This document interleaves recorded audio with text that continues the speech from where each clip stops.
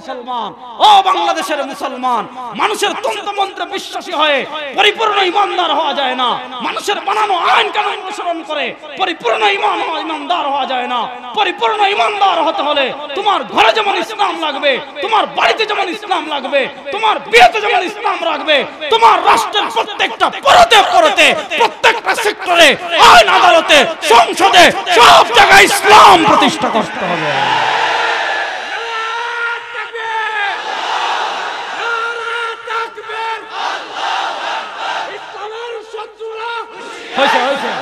ইসলামের শত্রু এরা হুঁশিয়ার সাবধান আছে, সমস্যা নাই, এটা তাদেরকে বলার দরকার নাই। হুঁশিয়ার সাবধান তো না আমরা, হুঁশিয়ার সাবধান তো হেরা হাসে।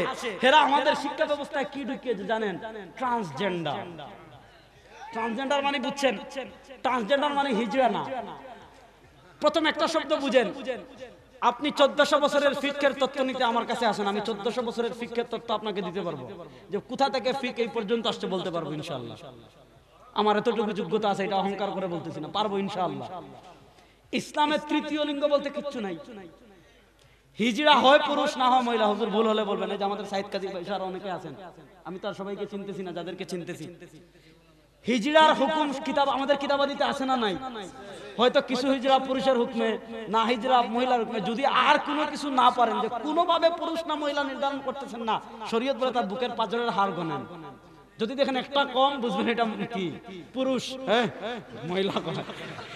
যদি দেখেন একটা কম, তাহলে এটা কি মহিলা, আবার কয় মহিলা, খালি মহিলার দিকে যায় না। যদি দেখেন একটা কম, তাহলে এটা পুরুষ, কারণ পুরুষের পাঁজরের হাড় একটা কম না। কারণ আল্লাহ আমাদের আদি পিতা আদমের পাঁজর থেকে হাওয়াকে সৃষ্টি করেছিলেন, ওইটার স্মৃতিস্বরূপ এখনো আমাদের একটা কম। এর অর্থ এই না যে আমাদের স্ত্রীকে আল্লাহ এখান থেকে বানিয়েছেন না। তো যদি পাঁজরের হাড় একটা কম হয়, বুঝবেন পুরুষ, আর যদি সমান সমান হয়, বুঝবেন মহিলা। হ্যাঁ, আপনি যদি এমন পরিচয় করার জন্য তৃতীয় লিঙ্গ মিলান, সমস্যা নাই। কিন্তু ইসলামে আসলে মানে হিজরার বিধান আমাদের হাকিমুল উম্মত মুজাদ্দিদে দ্বীন ও মিল্লাত আল্লামা আশরাফ আলী থানভী রাহিমাহুল্লাহ আজকের প্রজন্ম কতকে চিনে, কিন্তু আশরাফ আলী থানভী রাহিমাহুল্লাহর লিখনির সাথে অভ্যস্ত না। কি আজীব কারিশমা! যে ফিতনাগুলো এখন তৈরি হচ্ছে, আমাদের আশরাফ আলী থানভী রাহিমাহুল্লাহ 100 বছর আগে, আশরাফ আলী থানভী 1362 হিজরিতে ইন্তেকাল করেছেন। আজকে হলো 1445 হিজরি। আজ থেকে 100 বছর আগে আমাদের আকাবির এগুলার সমাধান দিয়ে চলে গেছে।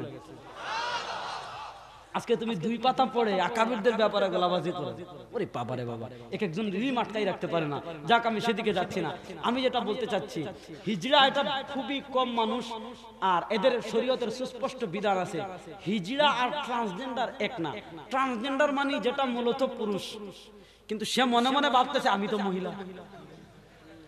যে আসলে মহিলা কিন্তু নিজে নিজে ভাবে আমি পুরুষ।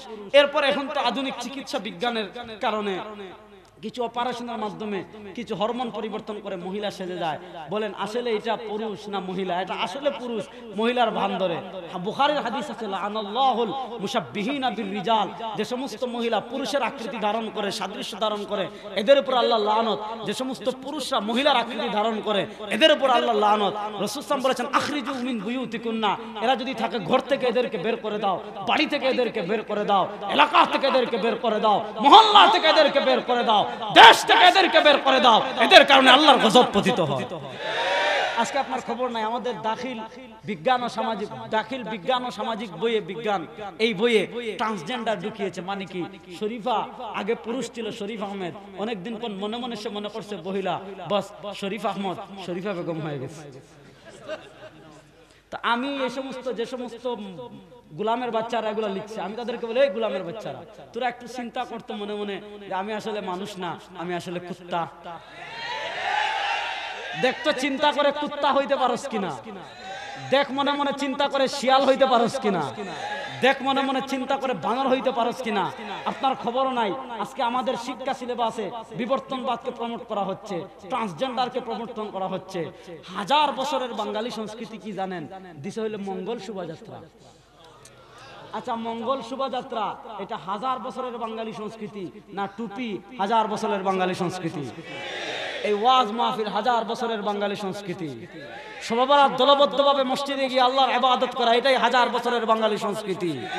ঈদের দিন সকালে গিয়ে পাড়া প্রতিবেশীর ঘরে গিয়ে সেমাই খাওয়া, এগুলাই বাঙালি হাজার বছরের বাঙালি সংস্কৃতি। আপনি এত দূরে যাওয়ার দরকার নাই, আপনি গুগলে মঙ্গল শোভাযাত্রা লিখে সার্চ দেন, এটা 1982 সালে শুরু হয়েছে না 86তে না এইরকম কত সালে, তাহলে যেটা শুরু আর এখনো 30-40 বছর হয় নাই, ওটা আমাদের হাজার বছরের বাঙালি সংস্কৃতি। আগে আমাদের বইয়ে একটা গল্প লেখা হয়েছে, গল্পের সূচনা হয়েছিল আসসালামু আলাইকুম ওয়া রাহমাতুল্লাহ বলে, এখন আসসালাম কেটে দিয়েছে গুড মর্নিং, দিয়েছে কি মর্নিং, গুড মর্নিং। আর বয়সন্ধিক্ষণ বলতে এমন অশ্লীল চটি গল্প লিখেছে, এগুলো এখনো বলা যাবে না। সুতরাং তারা তো সাবধান, সাবধান তারা, আপনি আর স্লোগান দেওয়া লাগবে না, তারা সাবধান আছে।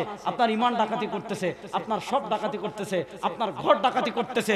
সুতরাং এই বিবর্তনবাদ, এই ধরনের ট্রান্সজেন্ডার নামক পশ্চিমাদের পচা গান্দা সমকামিতামূলক শিক্ষা ব্যবস্থা আমাদের দেশে চলো, এটা আপনারা চান? কারা কারা চান না দেখে হাত তোলেন। এমন শিক্ষা ব্যবস্থা চলুক, এটা আমরা চাই। আজকে ঢাকায় আমাদের সেমিনার হয়েছে, আমরা বলেছি আমরা ধৈর্যের চূড়ান্ত পরাকাষ্ঠা প্রদর্শন করছি। আমাদের নেতৃবৃন্দ যদি আমাদেরকে নির্দেশনা দেন, ইনশাআল্লাহ টেকনাফ থেকে তেতুলিয়া পর্যন্ত এমন আগুন জ্বালিয়ে দেওয়া হবে, এই শিক্ষা ব্যবস্থা বঙ্গোপসাগরে ভেসে যাবে ইনশাআল্লাহ। সুতরাং আমরা সতর্ক থাকবো তো ইনশাআল্লাহ।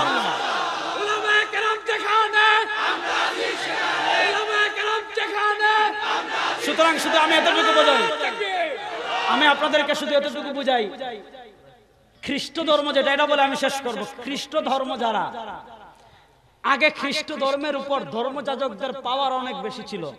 আপনি নেটে দেখবেন পৃথিবীর ক্ষুদ্র একটা রাষ্ট্র আছে ভ্যাটিকান সিটি, আপনি সার্চ দিলেই পাবেন। পৃথিবীর দুটা রাষ্ট্র আছে পরিপূর্ণ 100% তাদের ধর্মীয় অনুসরণ হিসাবে চলে। এখন তৃতীয় আরেকটা যুগ হয়েছে, আগে এটা ছিল না। আগে ছিল, একটা ছিল ইসরায়েল ইহুদি ধর্ম ফলো করে, ভ্যাটিকান সিটি খ্রিস্ট ধর্ম ফলো করে, এখন আরেকটা হয়েছে আফগানিস্তান। পৃথিবীর নতুন পরাশক্তি ইনশাআল্লাহ পৃথিবীর মুসলমানকে আবার নতুন করে স্বপ্ন দেখিয়েছে আমাদের শেখুল ইসলাম, বর্তমান জমানার সবচেয়ে বড় আলেম যিনি। আমার ধারণা মতে, আপনার সাথে আমার ধারণা নাও মিলতে পারে, আমি আমার ধারণা বললাম। বর্তমান পৃথিবীর সবচেয়ে বড় আলেম শেখুল ইসলাম তাকি উসমানে হাফিজুল্লাহ বলেছেন, আফগানিস্তান আর হামাসের মুজাহিদদের আমাদেরকে দেখিয়ে দিয়েছে সুপার পাওয়ার আমেরিকা না, সুপার পাওয়ার ইসরায়েল না, সুপার পাওয়ার রাষ্ট্রের কোনো কাজে তারা নাক গলাবে না, রাষ্ট্রের কোনো কাজে ভ্যাটিকান সিটিওয়ালারা মাথা ঘামাবে না, রাষ্ট্রের ধর্মবিরোধী যাই করুক তারা ভ্যাটিকান সিটিওয়ালারা মাথা ঘামাবে না। ওই ভ্যাটিকান সিটির ইসলামিক ভার্সন হলো লামাজহাবি, মাদখালি। এই ভ্যাটিকান সিটির ইসলামিক ভার্সন হলো মাদখালি। মাদখালি মানে কি? আমি শুধু নামাজে বুকের উপর হাত বাঁধমু না নাবির নিচে বাঁধমু, ওইটা লইয়া আলোচনা করব। আমি শুধু নামাজে আমিন জুড়ে বলবো না আস্তে বলবো, এটা নিয়ে আলোচনা করব। আমি শুধু নামাজের পর মুনাজাত আছে না নাই, এটা লইয়া। আমি শুধু তারাবি 8 না 20, এটা লইয়া। হে ভাই, নামাজে হাত বাঁধমু না তো কি হইছে? যে খুজুর কই এখানে বাঁধতে, আরে খুজুর আমি আর বাঁধমুই না, যে শেষ খাড়া সোজা হয়ে নামাজ হবে কি হবে না? আমি জুড়ে বলবো না, বলবো আমিনই বলবো না, জান একদম শেষ। ওয়ালা যালিন আমিনই বললাম না, আরেক সূরা শুরু, নামাজ হবে কি হবে না? তাহলে বুঝা গেল এগুলা ইসলামের মৌলিক কোনো বিষয় না। তো এবার এই এমবিএস ইসরায়েলের টাকায় খেয়ে মাদখালিজমকে চর্চা করতেছে। মানে কি? খালি এগুলা চর্চা করো, রাষ্ট্র কেমনে চলবে তোরা মাথা কামাবি না, আইন কেমনে চলবে তোরা মাথা কামাবি না, সংসদ কেমনে চলবে তোরা মাথা কামাবি না, শিক্ষাক্রম কেমনে চলবে তোরা মাথা কামাবি না, সংবিধান প্রণয়ন করবে কে তোরা মাথা কামাবি না, সংবিধানে রাষ্ট্রধর্ম ইসলাম থাকবে কিনা মাথা কামাবি না, বিসমিল্লাহ থাকবে কিনা মাথা কামাবি না। যারা এগুলা নিয়ে কথা বলবে না, শুধু ওই 2-4টা মাসালা নিয়ে কথা বলবে, এরা ইহুদি খ্রিস্টানদের কোন গোলাম দালাল ছাড়া কিছু না।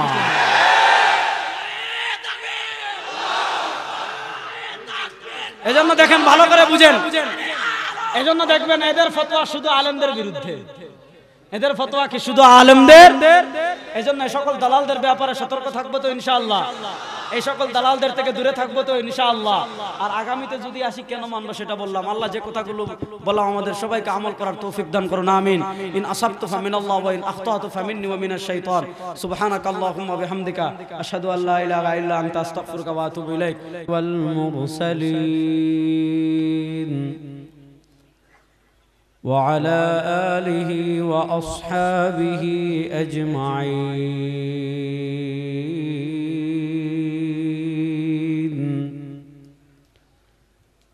أما بعد فأعوذ بالله من الشيطان الرجيم.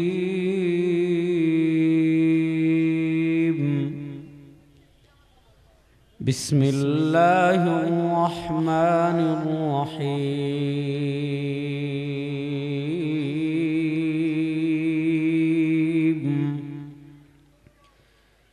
يا أيها الذين آمنوا ادخلوا في السلم كافة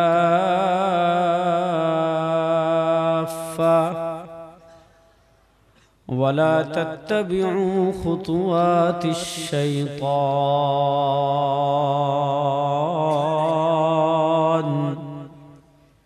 إنه لكم عدو مبين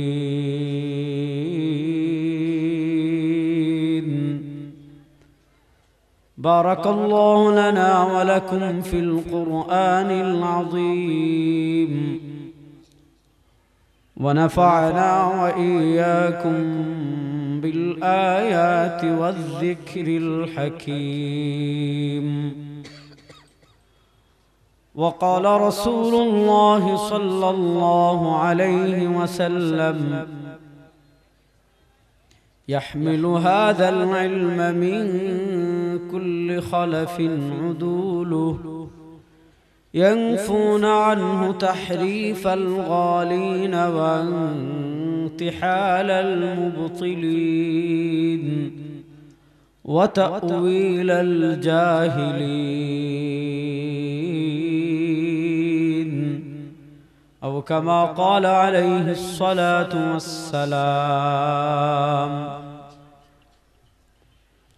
জামিয়া ইসলামিয়া নুরুন নিসা মহিলা মাদ্রাসার খতমে কোরআন ও খতমে বুখারী উপলক্ষে আজকের এই অষ্টম বার্ষিক ওয়াজ মাহফিলে আল্লাহ রাব্বুল আলামিন আমাদেরকে দুনিয়ার সকল কাজ থেকে ফারিগ করে জাকিরিন শাকিরিন আল্লাহর নেক বান্দাদের এই মজলিসে আসার বসার কথা বলার কথা শোনার তৌফিক যে আল্লাহ রাব্বুল ইজ্জত ওয়াল জালাল আমাদেরকে দান করেছেন আমরা সবাই একবার তার দরবারে কালেমাতুশ শুকর আদায় করি আলহামদুলিল্লাহ।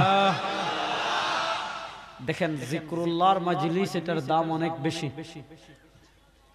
ইমাম নাইশাপুরী রহমাতুল্লাহ আলাইহি আল মুস্তাদরাক আলা সহিহাইন হাদিস এনেছেন, তিনি ওই হাদিসকে সহিহ বলেছেন, ইমাম যাহাবিও সহিহ বলেছেন, মানে মুওয়াফাকাত করেছেন। নবী করিম সাল্লাল্লাহু আলাইহি ওয়াসাল্লাম বলেন ইন্না লিল্লাহি সারায়া মিনাল মালায়েকা, আল্লাহ রাব্বুল আলামিনের পক্ষ থেকে পৃথিবীতে একদল ফেরেশতা নিযুক্ত আছেন। ওই একদল ফেরেশতাদের পৃথিবীতে কোনো দায়িত্ব নাই, পৃথিবীতে কোনো ডিউটি নাই, তারা শুধু অনুসন্ধান করতে থাকেন, তালাশ করতে থাকেন, খুঁজতে থাকেন। ফাতাকিফু ফি মাজালিসিয যিকর, দেখেন আল্লাহর কোন বান্দারা কোথাও যিকরুল্লাহর মজলিস করেছে কিনা, আল্লাহর জিকিরের মজলিস করেছে কিনা। যদি কোন জায়গায় আল্লাহর জিকিরের মজলিস করে, ওই ফেরেশতারা ওই মজলিসকে রহমতের ডানা দিয়ে বেষ্টন করে রেখে দেয়। নবী করিম সাল্লাল্লাহু আলাইহি ওয়াসাল্লাম হাদিসের পরের অংশ বলেন ইযা মারারতুম বিরিয়াযিল জান্নাহ ফারতাউ, আমার উম্মত শোনো, দুনিয়াতে তুমি ঢাকা থেকে গাজীপুর যাচ্ছ, গাজীপুর থেকে ঢাকায় আসতেছো, শ্বশুর বাড়ি যাচ্ছ আসছো, তোমার চলার পথে, আসার পথে, হাঁটার পথে, যাওয়ার পথে কোন জায়গায় যদি দেখো জান্নাতের বাগান, ফারতাউ, নবী করিম সাল্লাল্লাহু আলাইহি ওয়াসাল্লাম বলেন তাহলে জান্নাতের বাগানে কিছুক্ষণ থামবে। সাহাবায়ে কেরাম জিজ্ঞেস করলেন ইয়া রাসূলুল্লাহ ওয়া মা রিয়াদুল জান্নাহ ফিল আরদি ইয়া রাসূলুল্লাহ, আমরা তো জানি দুনিয়াতে জান্নাতের বাগান নির্দিষ্ট মাত্র একটা। রাসূলুল্লাহ সাল্লাল্লাহু আলাইহি ওয়াসাল্লাম বলেছেন মা মাইনা মিম্বারি ওয়া হুজরাতি রাউদাতুম মিন রিয়াযিল জান্নাহ, মদিনায় একটা জায়গা আছে ওটাকে বলে রিয়াজুল জান্নাহ। সাহাবায়ে কেরাম জিজ্ঞেস করলেন কোনাবাড়িতে আবার জান্নাতের বাগান কোনটা, গাজীপুরে আবার জান্নাতের বাগান কোনটা, বাংলাদেশে আবার জান্নাতের বাগান কোনটা, দুনিয়াতে আবার কোন জায়গাটা জান্নাতের বাগান হয়?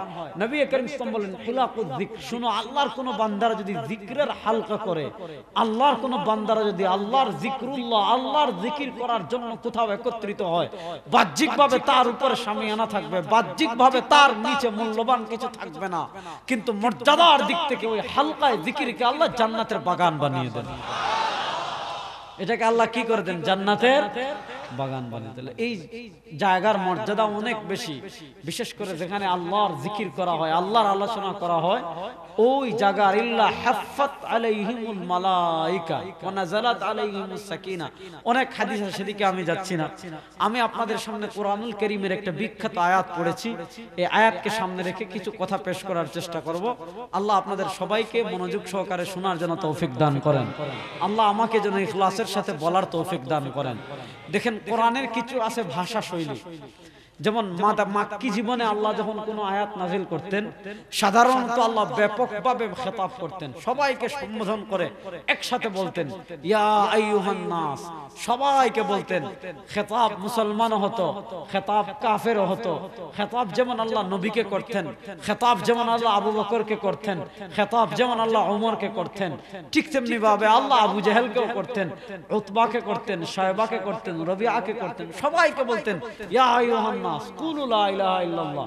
কোরআনের ইয়া আইয়ুহান নাস এগুলা বেশিরভাগ মাক্কি, কিন্তু মাদানী জীবনে আল্লাহ ব্যাপক মেসেজ দিতে চাইলে ইয়া আইয়ুহান নাস বলতেন। কিন্তু বিশেষ করে মুমিনদেরকে আল্লাহ যদি স্পেশাল আলাদা কোনো মেসেজ দিতে চান, মুমিনদেরকে আল্লাহ স্পেশাল কোনো আলাদা বার্তা দিতে চান, আল্লাহ বলেন ইয়া আইয়ুহাল্লাযীনা আমানু, ইয়া আইয়ুহাল্লাযীনা আমানু, হে ওই সকল মানুষ যারা লাতের পূজা করো, আল্লাহ তাদেরকে বলছেন না। যারা মানাতের পূজা করে, আল্লাহ তাদেরকে বলছেন না। যারা হুবালের পূজা করে, আল্লাহ তাদেরকে বলছেন না। যারা উজ্জার পূজা করে, আল্লাহ তাদেরকে বলছেন না। যারা চন্দ্রের পূজা করে, আল্লাহ তাদেরকে বলছেন না। যারা সূর্যের পূজা করে, আল্লাহ তাদেরকে বলছেন না। যারা পাথরের পূজা করে, আল্লাহ তাদেরকে বলছেন না। যারা তারকার পূজা করে, আরবের মানুষ কেউ তারকার পূজা করত, কেউ পাথরের পূজা করত, কেউ আগুনের পূজা করত। আরবের মানুষ পাথরকে অলৌকিক শক্তির অধিকারী মনে করত। এক প্রকার বিশেষ বিশেষ ছোট ছোট পাথর ছিল, খারাজাত, যেটার নাম ছিল তামিমা। ওই তামিমাকে তারা আলাদা স্পেশাল শক্তির অধিকারী মনে করত। এজন্য হাদিসে আসছে, ইমাম আহমদ ইবনে হাম্বল রাহিমাহুল্লাহ মুসনাদে আহমদে হাদিস আসছে, যা ইনদা রাসূলুল্লাহ সাল্লাল্লাহু আলাইহি ওয়াসাল্লাম, আল্লাহ নবী ইসলামের কাছে 10 জনের একটা কাফেলা আসছে। ফাবাইয়া তিসআ, নবী করিম সাল্লাল্লাহু আলাইহি ওয়াসাল্লাম 9 জনকে মুসলমান বানিয়েছেন, একজনকে বানান নাই। কেন? ফি উনুকিহি তামিমা, তার গলায় তামিমা ছিল। তামিমা মানে কি? 1400 বছর ইমামদের বক্তব্য দেখেন। খারাজাত একটা বিশেষ প্রকারের কঙ্কর পাথর ছিল। ওই পাথরকে তারা অলৌকিক শক্তির অধিকারী মনে করত। ওই পাথরকে তারা দেবতা তুল্য জ্ঞান করত। তারা মনে করত ওই পাথরেরই শক্তি আছে, ওই পাথর বিপদ থেকে মুক্তি দে, ওই পাথর রোগ থেকে মুক্তি দে, ওই পাথর আপদ থেকে রক্ষা করে, ওই পাপদ বিপদ থেকে রক্ষা করে। নবী করিম ইসলাম বলেন না, আপদ থেকে বাঁচানোর একমাত্র মালিক আল্লাহ, বিপদ থেকে বাঁচানোর একমাত্র মালিক আল্লাহ, রোগ থেকে মুক্তি দেওয়ার একমাত্র মালিক আল্লাহ। যদি কেউ এই আকীদা রেখে তামিমা লটকায়, ওই পাথর লটকায়, ফাকাত আশরাক, সে শিরিক করলো। যাক, আল্লাহ রাব্বুল আলামিন এখানে স্পেশাল শুধু বার্তা দিয়েছেন ওই সকল বান্দাদের জন্য যারা ঈমানদার। দেখেন, যারা ঈমানদার তাদেরকে আল্লাহ কি বলছেন, আয়াতের মনোযোগ অংশটা শুধু এতটুকু অনুধাবন করেন। যারা ঈমানদার আল্লাহ তাদেরকে বলছেন ইয়া, এই পৃথিবীর ওই সকল মানুষ আল্লাযীনা আমানু, যারা ঈমান এনেছো আল্লাহর উপর, যারা ঈমান এনেছো নবীর উপর, যারা ঈমান এনেছো আসমানি কিতাবের উপর, যারা ঈমান এনেছো পূর্ববর্তী রাসূলের উপর, যারা আহলুস সুন্নাহ ওয়াল জামাতের মানাও আলাইহি ওয়া আসহাবির ক্যাটাগরিতে, আহলুস সুন্নাহ ওয়াল জামাতের যতগুলো আকীদা বিশ্বাস আছে, দেখে অথবা না দেখে সব যারা বিশ্বাস করেছো, আল্লাহ তাদেরকে উদ্দেশ্য করে মেসেজ দিচ্ছেন, আল্লাহ তাদেরকে উদ্দেশ্য করে বার্তা দিচ্ছেন, উদখুলু, প্রবেশ করো। কোথায়? ফিসিলমি, ইসলামে প্রবেশ করো, কাফা, পরিপূর্ণভাবে। বার্তাটা বুঝেন যে আল্লাহ যারা ঈমানদার তাদেরকে বলছেন পরিপূর্ণভাবে প্রবেশ করো। অর্থাৎ ঈমানদার হয়ে অর্ধেক ইসলাম অর্ধেক না। আমার নেতার পক্ষে গেলে ইসলাম মানবো, নেতার বিপক্ষে গেলে ইসলাম না মেনে নেতা মানবো। আমার দলের পক্ষে গেলে ইসলাম মানবো, দলের বিপক্ষে গেলে ইসলাম মানবো না। আমার মতের পক্ষে গেলে ইসলাম মানবো, মতের বিপক্ষে গেলে ইসলাম মানবো না। আমার পীরের পক্ষে গেলে ইসলাম মানবো, পীরের বিপক্ষে গেলে ইসলাম মানবো না। আমার প্রিয় ইসলামিক স্কলারের পক্ষে গেলে ইসলাম মানবো, বিপক্ষে গেলে ইসলাম মানবো না। এটা মুমিনের আলামত না, এটা মদিনার মুনাফিকদের আলামত। আল্লাহ বলেছেন উদখুলু ফিসসিলমি কাফা, তোমরা পরিপূর্ণভাবে ইসলামে প্রবেশ করো। একটা জিনিস মনে রাখবেন, কোরআনুল কারীমের আহকামের কিছু আয়াত এমন আছে যে আহকামের আয়াতের নুজুলের প্রেক্ষাপট খাস হয়। আমি একটু সহজ করে বুঝাবো, ফিকহের উসুলটা ভালো করে বোঝার চেষ্টা করবেন। কোরআনুল কারীমের আয়াতের অবতীর্ণ হওয়ার প্রেক্ষাপট অনেক সময় খাস হয়, নির্দিষ্ট হয়।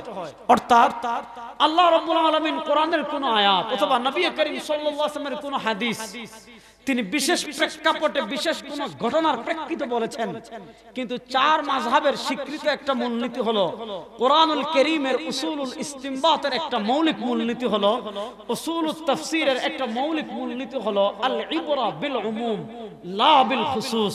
আয়াত অবতীর্ণ হওয়ার প্রেক্ষাপট খাস হতে পারে, বিধান আসার সবাবে নুজুল খাস হতে পারে, কিন্তু এই বিধানটা আম হবে। আল্লাহ হয়তো সাহাবা একরামকে বলেছেন আমিনু কামা আমানান নাস, আল্লাহ সাহাবা একরামকে বলেছেন ফা ইন আমানু বিমিসলি মা আমানতুম বিহি, আল্লাহ সাহাবা একরামকে বলেছেন ইন্নাল্লাহা ইয়ামুরুকুম আন তুআদ্দুল আমানাত ইলা আহলিহা, আল্লাহ সাহাবা একরামকে বলেছেন ইয়া আইয়ুহাল্লাযীনা আমানু ইন জাআকুম ফাসিকুম বিনাবাইন ফাতাবায়ানু আন তুসিবু قولا أو أن تصيبوا قوما بجهالة فتصبحوا على ما فعلتم نادمين। আল্লাহ উম্মাহাতুল মুমিনিনদেরকে খাস করে বলেছেন ইয়া নিসা আন-নবী লা লাস্তুন্না কাআহাদিন মিনান নিসাই। আল্লাহর বিধান আল্লাহর অবতীর্ণ করার প্রেক্ষাপট খাস হতে পারে, কিন্তু আল্লাহ যে বিধান দিয়েছেন এই বিধান কিয়ামত পর্যন্ত যত মানুষ আসবে, কিয়ামত পর্যন্ত নবী মুহাম্মদুর রাসূলুল্লাহ সাল্লাল্লাহু আলাইহি ওয়াসাল্লামের উম্মত যারা হবে সবার জন্য বিধান ব্যাপক। হয়তো আল্লাহ সাহাবা একরামের কারণে নাজিল করেছেন, তাদের কোন ঘটনার কারণে নাজিল করেছেন, কিন্তু এই বিধান কোরআনের এই বিধান হাদিসের এই বিধান কিয়ামত পর্যন্ত থাকবে কি থাকবে না? আমি সহজ করে একটা উদাহরণ দিই তাহলে বুঝবেন। ইসলামে কোন দিন উৎসব হবে, কোন দিন উৎসব হবে না, খুব মনোযোগ দিয়ে কথা বুঝবেন। ইসলামে কোন দিন উৎসব হবে, কোন দিন উৎসব হবে না, এটা ইজতিহাদি না, এটাকে আরবিতে বলে তাওকিফি। মানে এটা নির্ধারণ করার কোন অথরিটি, এটা নির্ধারণ করার কোন মানে সামর্থ্য যোগ্যতা আল্লাহ কোন আলেমকে দেন নাই, আল্লাহ কোন মুজতাহিদকে দেন নাই, আল্লাহ কোন ফকিহকে দেন নাই, আল্লাহ কোন মুহাদ্দিসকে দেন নাই। কোন দিন ঈদ হবে, কোন দিন ঈদ হবে না, এটা নির্ধারণ করবেন মুহাম্মদুর রাসূলুল্লাহ সাল্লাল্লাহু আলাইহি ওয়াসাল্লাম। দেখেন আইয়ামে জাহিলিয়াতের কাফেরেরা নবী করিম সাল্লাল্লাহু আলাইহি ওয়াসাল্লাম আমাদেরকে যে কয়েকটা দিন ঈদ বানিয়েছেন, ওই কয়েকটা দিনের বাইরে গিয়ে আইয়ামে জাহিলিয়াতের কাফেরেরা রজব মাসে আরেকটা ঈদ পালন করত, যেটাকে তারা আতিরা বলতো। নবী করিম সাল্লাল্লাহু আলাইহি ওয়াসাল্লাম সুস্পষ্ট ভাষায় নিষেধ করেছেন, আমার উম্মতেরা শুনো। ইমাম আব্দুর রাজ্জাক আস-সানানী রাহিমাহুল্লাহ, ইমাম বুখারীর দাদা উস্তাদ, 211 হিজরিতে তিনি ইন্তেকাল করেছেন। ইমাম বুখারীর দাদা উস্তাদ, ইমাম বুখারী ইন্তেকাল করেছেন 256 তে। ইমাম বুখারীর দাদা উস্তাদ ইমাম আব্দুর রাজ্জাক আস-সানানী রাহিমাহুল্লাহ, তিনি ইন্তেকাল করেছেন 211 হিজরিতে। তার লিখিত মুসান্নাফে আব্দুর রাজ্জাক, যেটা মুহাদ্দিসে কবির আল্লামা হাবিবুর রহমান আযমি রাহিমাহুল্লাহ তাহকিক তালিক করে ছাপিয়েছেন। হাবিবুর রহমান আযমি ইন্তেকাল করেছেন 1412 হিজরিতে, আমাদের একজন বরেণ্য আকাবির তিনি। সেখানে কিতাবুস সিয়ামের বাবু সিয়ামি আশহুরুল হুরুম সে পরিচ্ছেদে হাদিস এনেছেন, নবী করিম সাল্লাল্লাহু আলাইহি ওয়াসাল্লাম ওই যে তারা রজব মাসকে ঈদ বানাতে চেয়েছিল, নবী করিম সাল্লাল্লাহু আলাইহি ওয়াসাল্লাম নিষেধ করেছেন লা তাত্তাখিযু ইয়াওমান ঈদা ওয়া লা তাত্তাখিযু শাহরান ঈদা।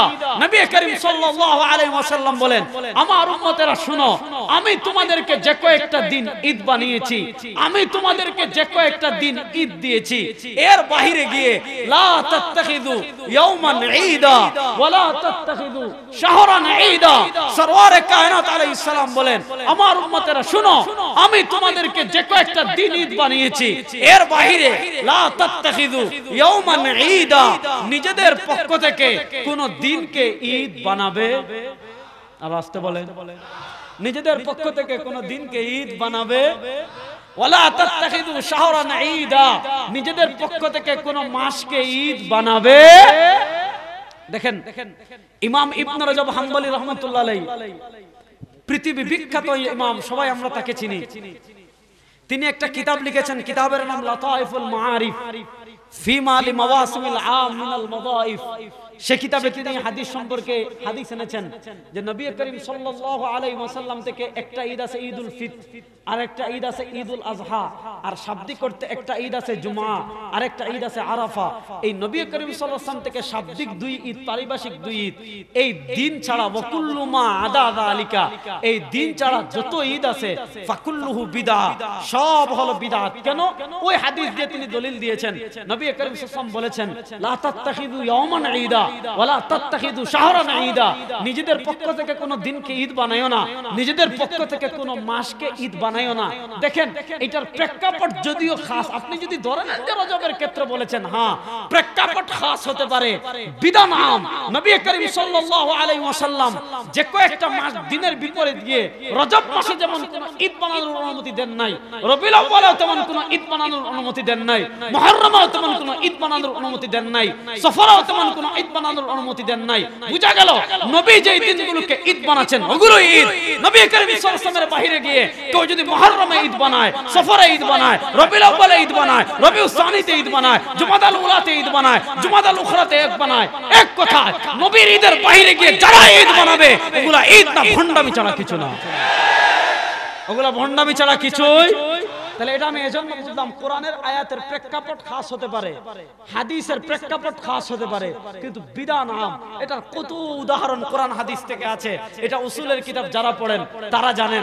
আমি লম্বা কথা বলবো না, শায়েখরা চলে আসছেন, আমি সংক্ষেপে আপনাদেরকে যে বিষয়টা সম্পর্কে আমাকে আলোকপাত করার কথা বলা হয়েছে যে কোরআন হাদিস থাকতে মাযহাব মানতে হবে কেন, এগুলা বলতে বলতে আমারও বিরক্তি চলে আসছে।